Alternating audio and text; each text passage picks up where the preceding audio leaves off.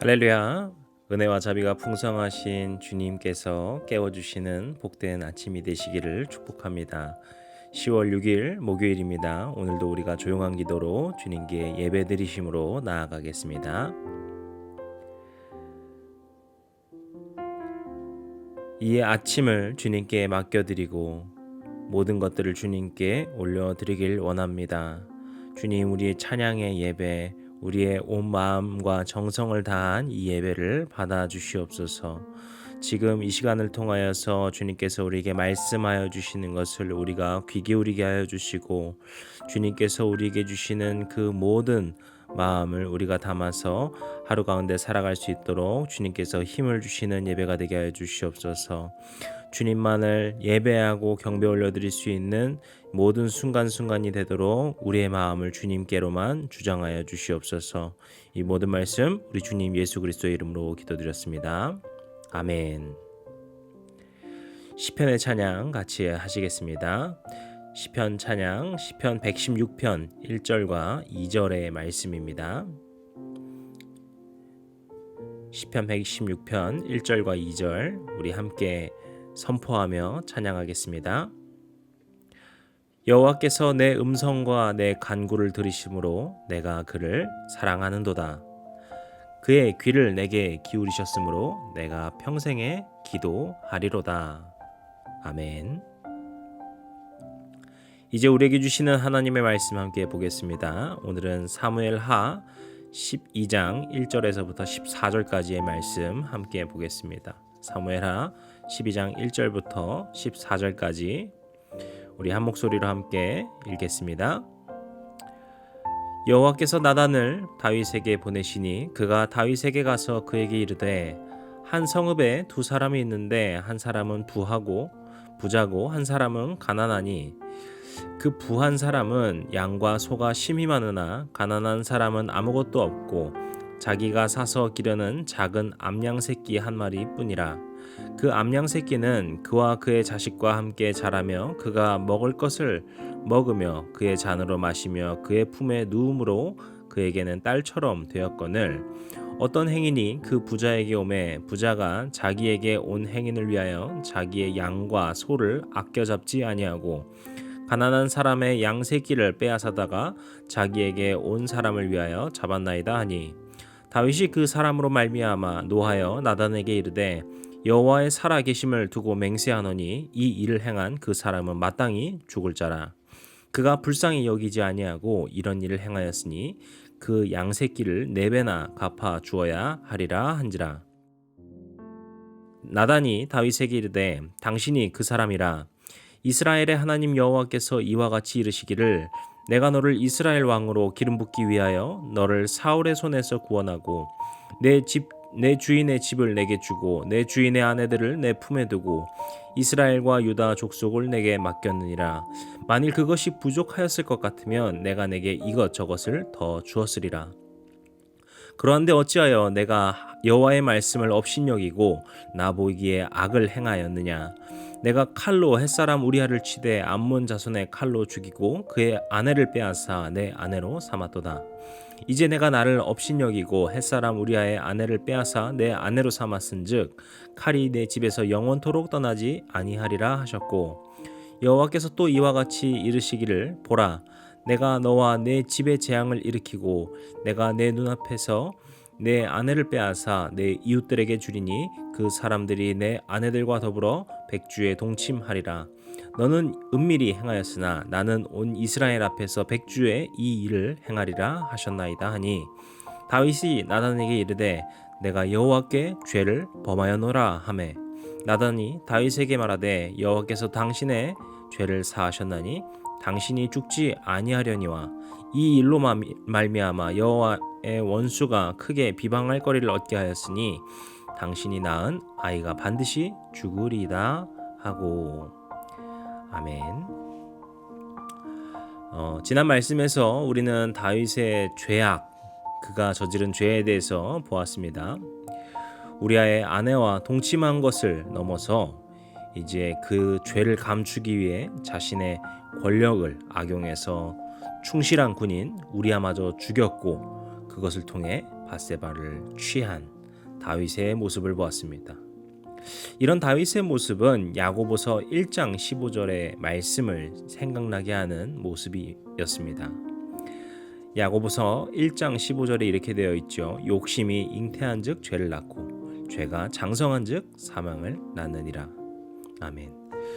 하나님께서 이미 다윗에게 많은 것을 주셨지만 그 모든 것을 잊어버리고는 남의 아내를 탐하던 그의 욕심, 그리고 결국 그 욕심이 죄를 낳게 되고 그 죄가 또 다른 죄를 낳는, 그렇게 사망으로 달려가고 있는 다윗의 모습을 우리가 보고 있는 것입니다. 결국 하나님께서 이런 다윗에게 징계를 내리시게 됐는데 그 징계를 말씀하시기 위해 나단 선지자를 보내십니다. 나단 선지자는 앞서서 다윗과 그의 가문에 복을 내리실 것이라는 하나님의 말씀을 받고 다윗에게 그런 하나님의 축복의 말씀을 전한 적이 있는 선지자입니다. 이런 점에서 저는 이 모습이 사무엘과 사울의 관계를 떠올리게 하는 장면이라고 생각됩니다. 사무엘은 하나님의 말씀을 받고 사울을 왕으로 세웠습니다. 그에게 기름을 부었죠. 하지만 사울이 교만하게 되었을 때 그를 향한 하나님의 징계를 전할 때에도 역시 사무엘이 직접 사울에게 가서 그 말씀을 전했습니다. 따라서 이 순간은 다윗이 사울의 길을 답습하고 있는 심각한 상황임을 보여주고 있습니다. 또한 이 순간은 나단 선지자에게 너무도 분노하게 되는 마음을 가지면서도 또 한편으로는 자신이 축복했던 다윗이 죄의 길에 빠진 것이 걱정되고 참으로 씁쓸하고 슬픈 그런 상황이었습니다. 어찌되었든 하나님의 말씀을 받은 나단이 이제 오늘 본문에 나오듯이 다윗에게로 찾아갑니다. 그리고 일단 하나님의 말씀을 전하기 전에 한 가지 이야기를 전해주죠. 그것이 1절부터 4절까지의 이야기인데요. 이것은 나중에 다윗이 어떠한 핑계도 되지 못하도록 이렇게 말을 한 것이었습니다. 이 이야기는 다윗과 우리아 간에 있었던 일을 비유로서 하는 이야기였는데 다윗이 이 이야기에 동조를 하게 된다면 더 이상 자신의 문제에 대해서도 다른 말을 할 수 없을 것이었기 때문이죠. 그리고 다윗은 나단의 계획대로, 나단의 생각대로 이 이야기에 동조하고 크게 분노하게 됩니다. 여기서 다윗이 분노할 때 5절에 보시면은 그 사람은 마땅히 죽을 자다 이렇게 이야기합니다. 이것이 원어인 히브리어로 보시면은 벤 마베트라고 하는데 벤은 아들이고요. 아들이나 자녀를 말하는 것이고요. 마베트는 사망이라는 뜻이기 때문에 사망의 아들, 사망의 자녀라고 직역할 수 있습니다. 이것을 왜 이야기를 했냐면은 이것이 아이러니하게도 사울이 전에 다윗에게 했던 말이었기 때문입니다. 직접 한 것은 아니었지만 사울의 아들이자 다윗의 친구였던 요나단이 사울에게 다윗을 옹호하는 말을 하는 일이 있었는데요. 그때 사울이 다윗에 대하여 한 말이 바로 다윗이 사망의 아들 벤마베트다 라고 이야기를 했었습니다. 이것은 우리에게 다시 한번 다윗과 사울을 겹쳐 보이게 합니다. 바로 죄로 얼룩진 다윗에게서 은연중에 사울이 하던 말까지 흘러나오더라 라는 것이죠.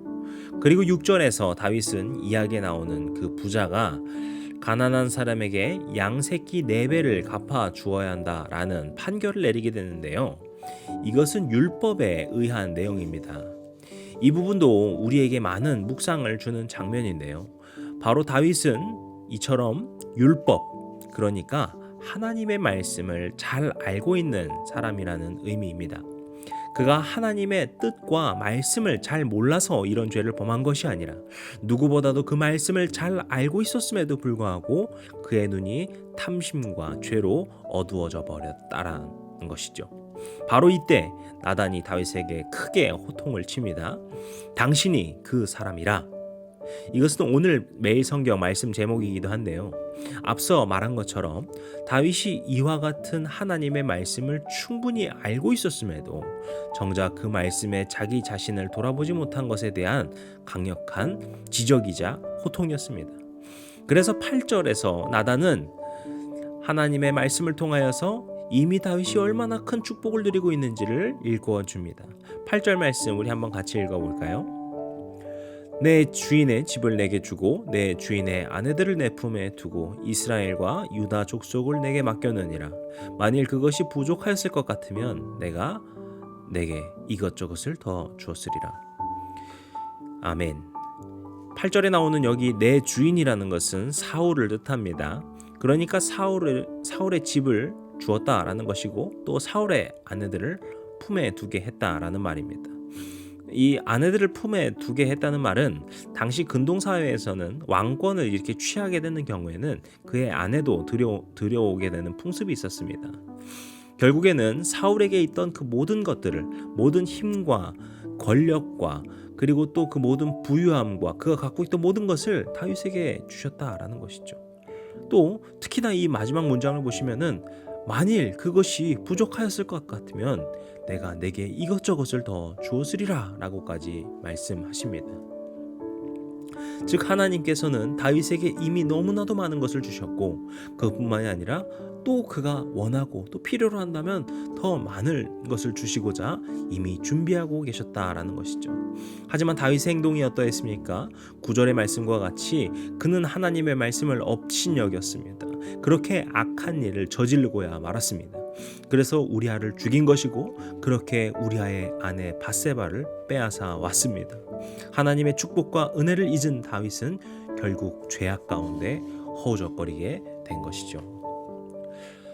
저는 이 말씀을 보면서 이것이 우리에게도 주시는 참 중요한 경고다라는 묵상을 하게 되었습니다. 우리의 삶을 돌아보면은 하나님께서 우리에게 많은 복과 은혜를 베풀어 주셨죠. 그리고 지금까지뿐만이 아니라 앞으로도 영원히 우리와 함께 하시면서 주님께서는 우리에게 많은 것들을 부어주시고 채워주실 것을 믿습니다. 그런데 우리가 그런 하나님의 축복과 은혜, 우리와 함께 하시는 그 주님을 잊어버렸을 때 우리의 마음 가운데 죄가 자리하게 되고 그로부터 악이 시작될 수 있음을 우리가 기억해야 합니다. 우리가 하나님을 떠나서는 결코 죄 가운데 벗어날 수 없음을, 하나님의 은혜를 잊은 자녀들에게는 주님의 은혜의 손길이 닿을 수 없음을 우리는 명심해야 하는 것입니다. 그리고 10절 뒷부분부터 12절까지 말씀에서 나단은 하나님의 징계를 다윗에게 전합니다. 그것은 바로 그의 가정에 일어날 많은 불행들과 재앙에 대한 예언이었습니다. 실제로 이 사건이 마무리가 된 후에 다윗의 자녀들에게 여러 가지 문제들이 생겨납니다. 남매 간에 강간이 생겨나고 형제 간에 죽고 죽이는 일 등, 그리고 아들의 반역까지 정말 끔찍한 일들이 계속되죠. 하나님의 은혜를 떠나 죄악에 빠진 다윗에게 내려진 하나님의 커다란 징계인 것입니다. 하지만 마지막 말씀에서 그 징계가 아니라 우리에게 소망을 주는 중요한 핵심이 있습니다. 13절, 14절 말씀 우리 한번 같이 읽겠습니다.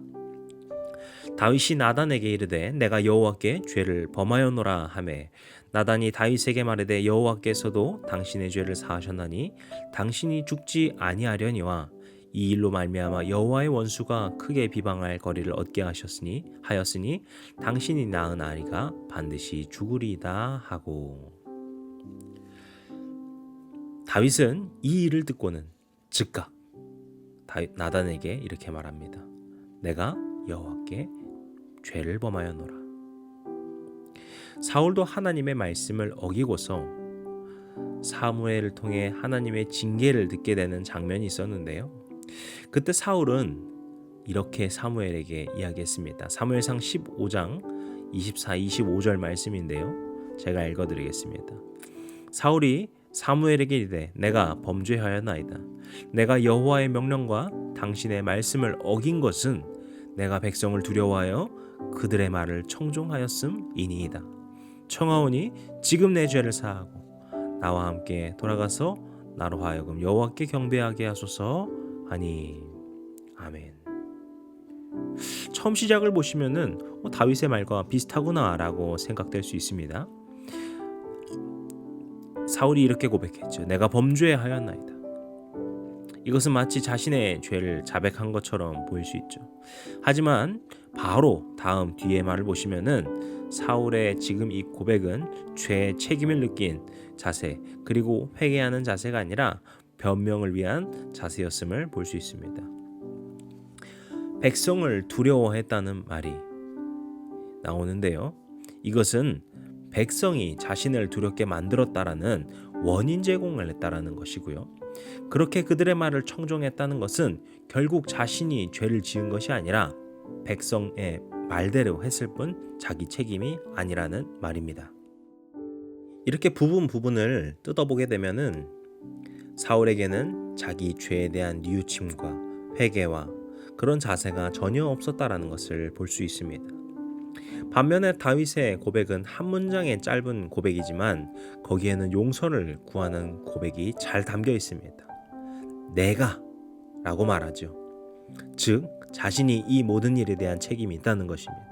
그리고 여호와께, 이 일은 우리아에게 저지른 범죄 이전에 하나님께 지은 죄였음을 분명히 그가 고백하는 것이죠. 그리고 죄를 범하였노라. 자신이 그 죄를 저지른 자임을 분명하게 말하고 있는 것입니다. 이처럼 짧은 그 한 문장 가운데에서도 확실한 다윗의 자기 반성, 그리고 죄의 책임이 담겨져 있는 것을 볼 수 있습니다. 이것은 그가 나단의 말을 듣고서 하나님 앞에 즉각적으로 회개하는 마음을 가진 것이라고 볼 수 있습니다. 그렇기 때문에 하나님께서도 다시금 다윗의 죄를 사하신 것입니다. 물론 죄의 책임이라는 것은 그 이후에 벌어질 결과의 책임도 져야 하죠. 그래서 다윗과 바세바 사이에 나온 아이가 죽을 것, 그리고 앞으로 벌어질 그 다윗 가문의 불행도 그는 겪게 됩니다. 하지만 그럼에도 불구하고 하나님께서 영원히 다윗을 버리시는 것이 아니라 다시금 그가 일어설 수 있도록 그를 용서하고 받아주시는 것을 볼 수 있습니다. 오늘 우리가 이 말씀을 함께 이렇게 묵상을 하면서 우리가 이 다윗의 모습을 기억하고 그에게서 배우지 말아야 될 것을 우리가 또 기억하고 그에게서 배워야 될 모습을 또 배우는 시간이 되었으면 좋겠습니다. 그가 죄에 어떻게 빠져서 그의 눈이 어떻게 멀어버렸는지, 그가 말씀을 알고 있었음에도, 하나님의 율법을 알고 있었음에도 죄를 저지르기까지 그 죄의 심각성이 얼마나 있었는지 우리는 이런 것들을 다윗을 통해 보았습니다. 그리고 그로 인한 죄에 대한 징벌, 그리고 그 책임이 얼마나 강했는지 우리가 또 그런 것도 살펴보았습니다. 하지만 우리는 또한 다윗의 이런 즉각적인 회개를 살펴보았습니다. 그가 자신의 죄를 인정하고 주님 앞에 자백할 때 주님께서 그것을 그 한없으신 자비하심으로 용서하시는 모습을 우리가 또한 보게 됩니다. 우리도 우리 죄에 대해서 온전히 벗어나서 산다고 하면 참 좋겠지만 여전히 죄 가운데 살아갈 때도 많이 있습니다. 우리도 다윗을 손가락질할 것이 아니라 얼마든지 다윗처럼 죄에 허우적대며 살아갈 수도 있겠죠. 하지만 그럴 때 우리가 기억해야 할 것은 바로 이렇게 다윗과 같이 즉각적으로 죄를 자백하고 죄의 책임을 느끼고 죄를 회개하며 주님께 나아가야 하는 것입니다. 사울처럼 내가 아니라 저 다른 사람들, 저 백성들 때문입니다 라고 미루는 것이 아니라 주님께, 주님 제가 죄를 지었습니다. 이 죄인을 용서하여 주시옵소서 라고 주님께 온전히 나아가는 그런 담대한 믿음으로 나아가실 때 주님께서 우리를 용서하여 주시고 새롭게 하여 주실 것입니다. 오늘 하루 우리 모든 성도님들의 삶 가운데 주님 안에서 거룩하고 깨끗게 되는 역사, 그리고 하루 가운데에서 우리가 죄 가운데 노출될 수 있지만 그 죄를 짓지 않고 주님을 따르고 주님의 말씀을 다시 한번 마음에 깊이 새겨 그것을 우리의 삶 가운데 살아낼 수 있는 우리 모든 성도님들 되시기를 주님의 이름으로 간절히 축복합니다. 기도하시겠습니다. 우리를 사랑하시고 그 한없으신 자비로우심으로 돌봐주시는 주님, 오늘 우리에게도 이 하루 가운데 많은 죄의 유혹과 탐심의 유혹들이 넘쳐납니다. 그런 가운데에서 우리가 그 죄 가운데 피할 수 있도록 주님께서 날마다 지켜주시고 우리의 심령을 주님께서 무장시켜 주시옵소서. 그리고 주님, 우리가 혹여라도 주님 앞에 죄를 짓는 일이 생겼을 때 우리가 다시 한번 우리 스스로를 돌아보고 주님께 온전한 회개로 나아가며 그렇게 주님 안에서 새롭게 됨을 입는 자녀들 될 수 있도록 도와주시옵소서. 우리를 인도하여 주시고 이끌어 주시는 우리 주님 예수 그리스도의 이름으로 기도드렸습니다. 아멘. 이제 우리 주기도문으로 오늘 예배를 마치겠습니다. 오늘 하루도 승리하시기를 축복합니다. 하늘에 계신 우리 아버지여, 이름이 거룩히 여김을 받으시오며 나라의 마옵시며 뜻이 하늘에서 이룬 것 같이 땅에서도 이루어지이다. 오늘날 우리에게 일용할 양식을 주옵시고 우리가 우리에게 죄진 자를 사하여 준 것 같이 우리 죄를 사하여 주옵시고 우리를 시험에 들게 하지 마옵시고 다만 악에서 구하옵소서. 나라와 권세와 영광이 아버지께 영원히 있사옵나이다. 아멘.